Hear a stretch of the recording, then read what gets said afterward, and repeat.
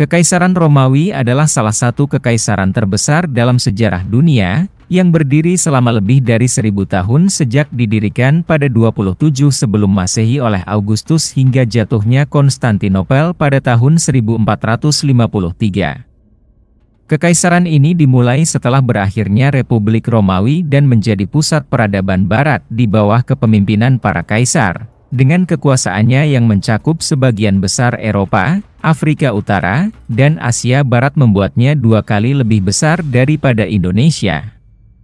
Padahal awalnya dimulai dari desa kecil di Italia, wilayah yang mereka kontrol kalau dilihat dari pandangan modern. Pada puncak kejayaannya termasuk Perancis, Belgia, Swiss Barat, Inggris, Spanyol, Yunani, Albania, Serbia, Bulgaria, Bosnia, Kroasia, Hongaria, Austria, Slovenia, Rumania, Swiss, Germania, Turki, Lebanon, Suriah, Israel Utara, Libya, Aljazair Timur, Numidia, Aljazair Barat dan Maroko. Kekaisaran Romawi dikenal karena pencapaian-pencapaian besar dalam bidang militer, hukum, arsitektur, sastra dan filosofi. Karya-karya besar mereka seperti Koloseum dan Pantheon yang masih berdiri sampai sekarang. Mereka membangun jembatan hampir 2000 tahun yang lalu dan tetap berdiri sampai sekarang dan masih digunakan, dibangun oleh Kaisar Trajan pada tahun 106 Masehi.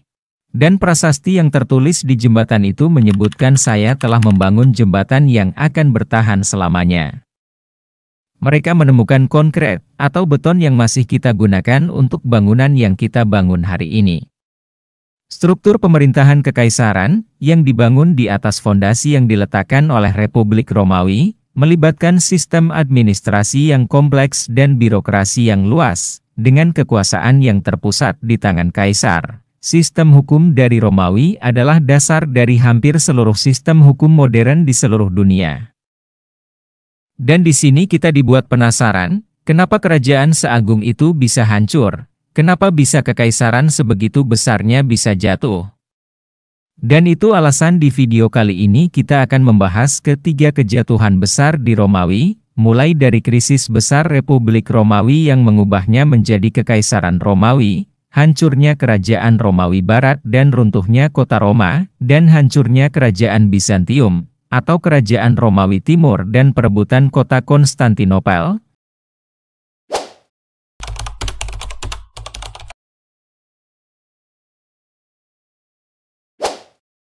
Roma adalah salah satu peradaban paling penting dalam sejarah dunia, yang awalnya dibentuk sebagai monarki dengan Raja pertama Romulus.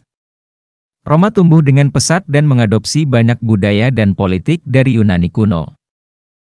Republik ini terkenal dengan sistem politiknya yang dikenal dengan Senat, sebagai badan pemerintahan utama, menaklukkan wilayah-wilayah luas di sekitarnya dan menjadi kekaisaran yang dominan di Mediterania. Julius Caesar, seorang jenderal dan politikus terkenal, menjadi diktator seumur hidup pada abad ke-1 sebelum Masehi mengakhiri masa republik.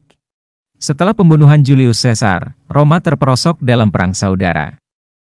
Octavian, yang kemudian dikenal sebagai Augustus, memenangkan kekuasaan pada tahun 31 sebelum Masehi, dengan itu mendirikan Kekaisaran Romawi dan menjadi kaisar pertama. Ini menjadi akhir Republik Romawi dan awal Kekaisaran Romawi. Kekaisaran Romawi mencapai puncaknya pada abad kedua sebelum Masehi, meluas dari Inggris hingga Mesir. Namun, pada abad ketiga Masehi, Kekaisaran Romawi mulai mengalami krisis besar. Selama periode ini, Kekaisaran menghadapi invasi dari luar, pemberontakan internal, dan runtuhnya ekonomi. Krisis dimulai dengan ketidakstabilan politik. Dalam kurun waktu 50 tahun, lebih dari 26 kaisar naik dan turun tahta. Kebanyakan dari mereka adalah jenderal yang diangkat oleh pasukan mereka sendiri. Kekuasaan senat melemah, dan ambisi militer mendominasi pemerintahan. Pada 476 Masehi, Kekaisaran Romawi Barat runtuh akibat invasi suku Barbarian, sementara Kekaisaran Romawi Timur, Bizantium, tetap bertahan hingga abad ke-15 Masehi.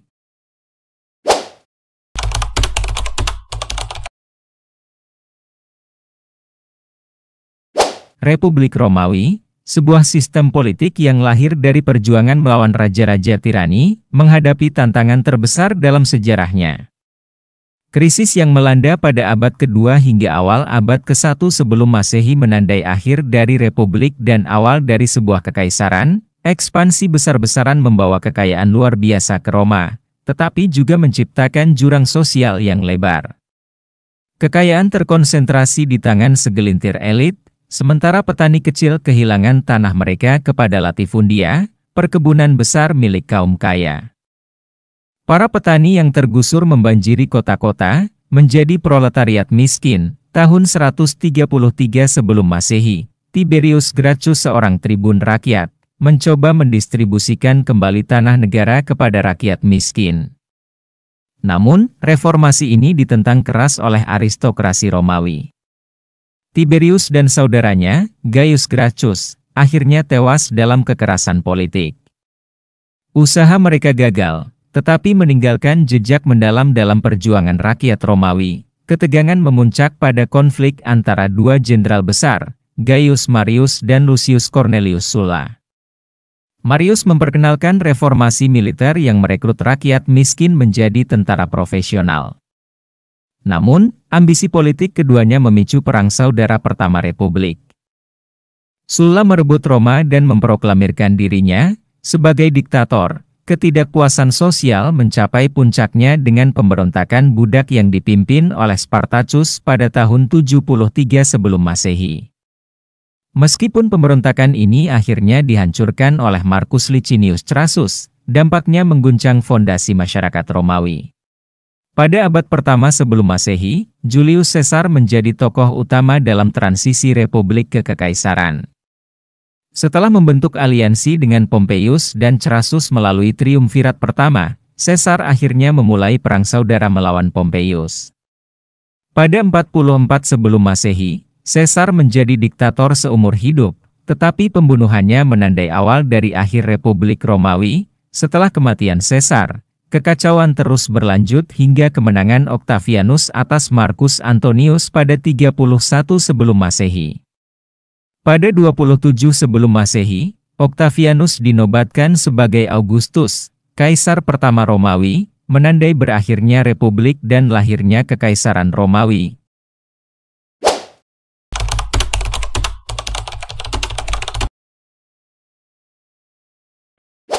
Pada abad ke-5 Masehi, salah satu kekuatan terbesar dalam sejarah dunia, Kekaisaran Romawi Barat, mengalami kehancuran.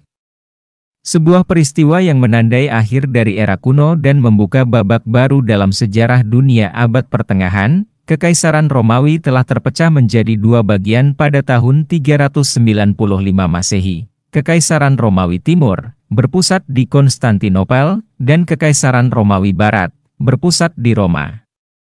Namun, wilayah Barat menghadapi berbagai masalah besar yang tak tertanggulangi, termasuk serangan suku barbar, korupsi dalam pemerintahan, inflasi, dan kesulitan militer. Serangan-serangan yang dilakukan oleh suku-suku barbarian memberikan beban yang sangat berat bagi kekaisaran. Suku-suku seperti Goth, Vandal, dan Hun menginvasi wilayah Romawi, menghancurkan kota-kota, dan melemahkan pertahanan kekaisaran. Di sisi lain, kekaisaran juga menghadapi kelemahan dari dalam. Korupsi, perebutan kekuasaan, dan kepemimpinan yang tidak kompeten membuat pemerintahan semakin lemah. Ekonomi kekaisaran turut runtuh.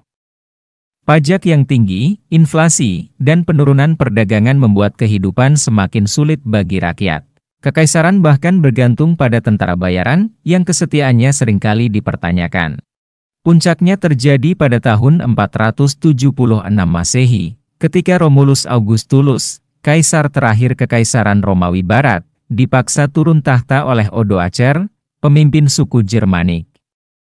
Kejatuhan ini menandai akhir resmi dari Kekaisaran Romawi Barat. Dengan runtuhnya kekaisaran, gereja Kristen menjadi kekuatan dominan yang menggantikan kekuasaan politik di Eropa Barat. Masa ini juga dikenal sebagai abad ke-8. Periode ini ditandai dengan penurunan signifikan dalam stabilitas politik, kemerosotan ekonomi, dan terputusnya kemajuan intelektual yang pernah dicapai oleh Romawi. Sementara itu, Kekaisaran Romawi Timur, yang selalu lebih makmur dan kuat, melanjutkan eksistensinya sebagai Kekaisaran Bizantium hingga memasuki abad pertengahan Eropa.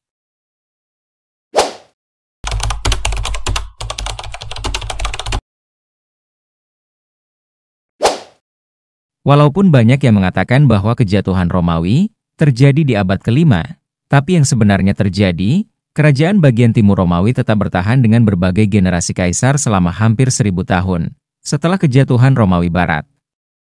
Dan sekarang kita lebih mengenal kerajaan ini sebagai Byzantine Empire, atau Kekaisaran Bizantium. Nama yang digunakan untuk membedakan yang mana Kekaisaran Barat Romawi, dan yang mana Kekaisaran Timur. Pada abad ke-6, di bawah Kaisar Justinianus, Kekaisaran Bizantium mencapai puncak kejayaannya. Wilayah kekaisaran meluas dari Italia hingga Afrika Utara. Kota Konstantinopel menjadi pusat kekuatan, perdagangan, dan budaya.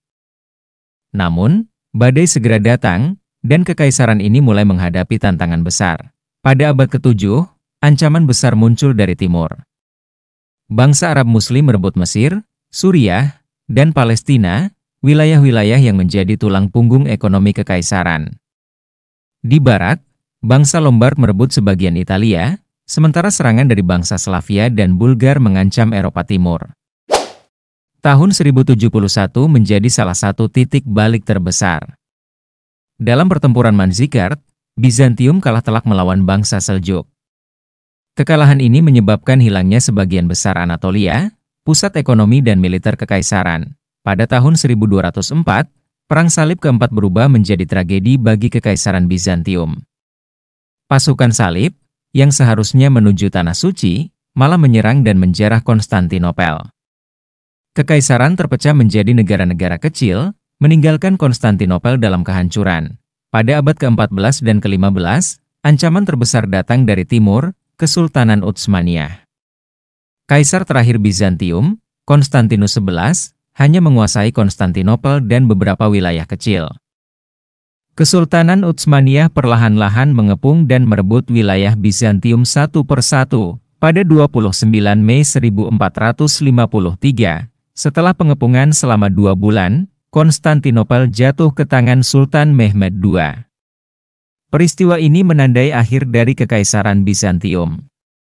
Konstantinopel, yang telah bertahan selama lebih dari 1000 tahun, menjadi ibu kota baru Kesultanan Utsmaniyah. Sejarah Kekaisaran Romawi adalah cerita panjang dan kompleks tentang kejayaan, kemunduran, dan perubahan besar dalam peradaban manusia.